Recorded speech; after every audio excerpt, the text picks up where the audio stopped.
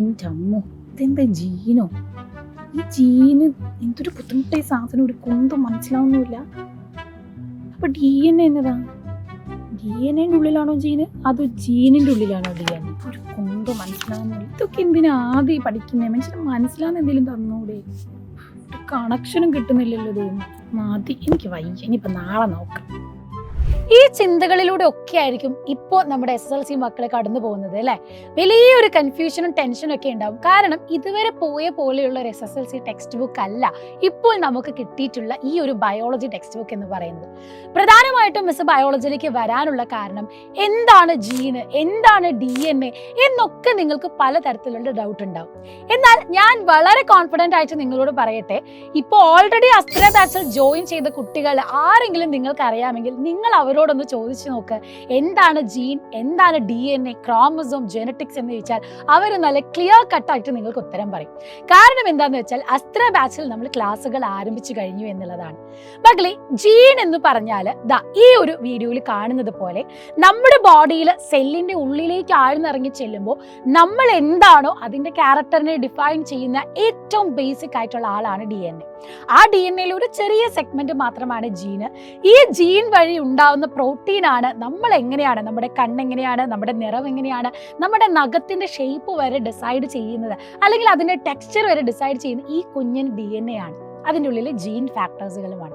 അപ്പോൾ അതൊക്കെ വളരെ വ്യത്യസ്തകരമായ രീതിയിൽ നമ്മൾ വീഡിയോസിലൂടെയും ഇല്ലസ്ട്രേഷനിലൂടെയും ഡയഗ്രാം വരച്ച് ക്രോസ് ഒക്കെ വരച്ച് തന്നെ നമ്മൾ പഠിച്ചാണ് അസ്ത്രയിലൂടെ നമ്മൾ ക്ലാസ്സുകളായിട്ട് കടന്നു പോകുന്നത്. അപ്പോൾ ഓൾറെഡി നമ്മുടെ YouTube live first part live നിങ്ങൾ കണ്ടിട്ടുണ്ടെങ്കിൽ അതിൻ്റെ സെക്കൻഡ് പാർട്ടൊക്കെ നമ്മൾ ഓൾറെഡി ആപ്പിലൂടെ പോയിട്ടുണ്ട്. അപ്പോൾ ഇനിയും ജോയിൻ ചെയ്യാൻ ആഗ്രഹിക്കുന്ന മക്കളുണ്ട് എങ്കിൽ ഇത്തരത്തിൽ എന്താണ്, എങ്ങനെയാണ്, എവിടെ നിന്ന് പഠിച്ചു തുടങ്ങണം, ഒരു കണക്ഷനും കിട്ടാതിരിക്കുകയാണെങ്കിൽ ഇതാണ് നിങ്ങളുടെ സമയം എന്ന് പറയുന്നത്. ഇപ്പോൾ തന്നെ നമ്മുടെ അസ്ത്ര ബാച്ചിലേക്ക് ജോയിൻ ചെയ്യുക എന്നുള്ളതാണ്. നമ്മളിപ്പോൾ കണ്ടതുപോലെ തന്നെ ഓരോ ഇഴകളിലൂടെ ഓരോ ജീനിന്റെ പ്രോപ്പർട്ടി വരുന്നത് എങ്ങനെയാണ് നിങ്ങളൊന്ന് ആലോചിച്ച് നോക്കുക. നമ്മുടെ അച്ഛൻ്റെയും അമ്മേൻ്റെയും നിന്ന് ജീനിന്റെ ഫീച്ചേഴ്സ് ആണ്. നമ്മൾ പറയാറുണ്ട്, ആ അച്ഛൻ്റെ അതേ പൂച്ചക്കണ്ണ എനിക്ക് കിട്ടിയിട്ടുണ്ട്, അല്ലെങ്കിൽ അമ്മേൻ്റെ അതേ സ്ട്രെയിറ്റ് ഹെയർ ആണ് എനിക്കുള്ളത്. ചിലപ്പോൾ നമ്മൾ ചിന്തിക്കും, അച്ഛനും അമ്മയ്ക്കും ഇല്ലാത്ത ഈ സ്വഭാവം എനിക്ക് എവിടെ നിന്ന് കിട്ടി എന്നുള്ളത് അല്ലേ.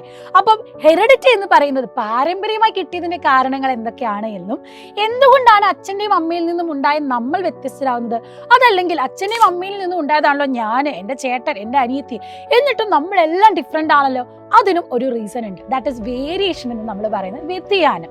അതിൻ്റെ റീസൺ എന്താണ്, അതിൻ്റെ കാരണം എന്താണ് എന്നൊക്കെയുള്ള കാര്യങ്ങൾ നമ്മൾ ഈ ഫസ്റ്റ് ചാപ്റ്ററിൽ പഠിക്കുന്നുണ്ട്. ഒറ്റ നോട്ടത്തിൽ നോക്കിയാൽ ഒരു കടൽ പോലെയാണ്, നമുക്ക് വെറുതെ വായിച്ചാൽ ഇത് മനസ്സിലാവില്ല, നിങ്ങൾ അതിന് മെനക്കെടാനോ നിൽക്കണ്ട. അതുകൊണ്ട് നിങ്ങൾക്ക് പറഞ്ഞ് പഠിപ്പിച്ച് വ്യക്തമായ എക്സാമ്പിളിലൂടെ വ്യക്തമായ സ്ട്രക്ചറിലൂടെ പറഞ്ഞു തരാനാണ് നമ്മളിവിടെ ഉള്ളത്. സോ ആ ടെൻഷനൊക്കെ മാറ്റിവെച്ച് ഡയറക്റ്റ് ആയിട്ട് തന്നെ ഇതാ ബാച്ചിലേക്ക് വരിക, തന്നിട്ടുള്ള നമ്പറിലേക്ക് കോൺടാക്ട് ചെയ്താൽ മതി. DNAയും ക്രോമസോമും നമ്മളുടെ നിറത്തിൻ്റെയും കളറിൻ്റെയും ഒക്കെ കാരണം എന്താണെന്നൊക്കെ നമുക്ക് അറിഞ്ഞ് ഈ ക്യൂരിയോസിറ്റി നിറഞ്ഞിട്ടുള്ള സയൻറ്റിഫിക് ഫാക്ട്സ് നമുക്ക് അറിഞ്ഞെടുക്കാം. സോ തന്നിട്ടുള്ള നമ്പറിലേക്ക് കോൺടാക്ട് ചെയ്യുക, നിങ്ങളുടെ ഫ്രണ്ട്സിനെ കൂട്ടിയിട്ട് വരിക. വൈകിപ്പോയി എന്നുള്ള തോന്നലുണ്ടെങ്കിൽ അതും വേണ്ട, നേരെ വന്നു കഴിഞ്ഞാൽ നമുക്ക് റിവിഷനിലൂടെയും എല്ലാ കാര്യങ്ങളും വീണ്ടും പഠിപ്പിച്ച് സെറ്റാക്കി തരും. എല്ലാ വീഡിയോസും ഇനി അങ്ങോട്ട് യൂണിറ്റ് ടെസ്റ്റുകളൊക്കെ നമ്മൾ ആരംഭിക്കാൻ പോവുകയാണ്. അപ്പോൾ അതും നിങ്ങൾക്ക് ഒരു എക്സാമ്പിൾ ആയിരിക്കും, എങ്ങനെയാണ് ക്വസ്റ്റ്യൻസ് ഓരോ ഭാഗത്തു നിന്ന് വരുന്നത്. അപ്പോൾ പുതിയതായിട്ട് ക്വസ്റ്റ്യൻസ് വരാൻ പോവുകയാണ്, അപ്പോൾ അത് നമ്മൾ ക്രിയേറ്റ് ചെയ്ത് നിങ്ങൾക്ക് പഠിപ്പിച്ച് തരുന്നതായിരിക്കും. സോ വൈകിപ്പോയി എന്ന് തോന്നുന്നവർക്കും വൈകിപ്പോയി എന്നുള്ള വിഷമമുള്ളവരും എത്രയും പെട്ടെന്ന് തന്നെ ജോയിൻ ചെയ്യുക. നിങ്ങൾക്ക് വേണ്ടിയിട്ടുള്ള ഫുൾ സപ്പോർട്ട് നമ്മുടെ അടുത്ത് നിന്നുണ്ടാകും. So see you soon in Astra batch.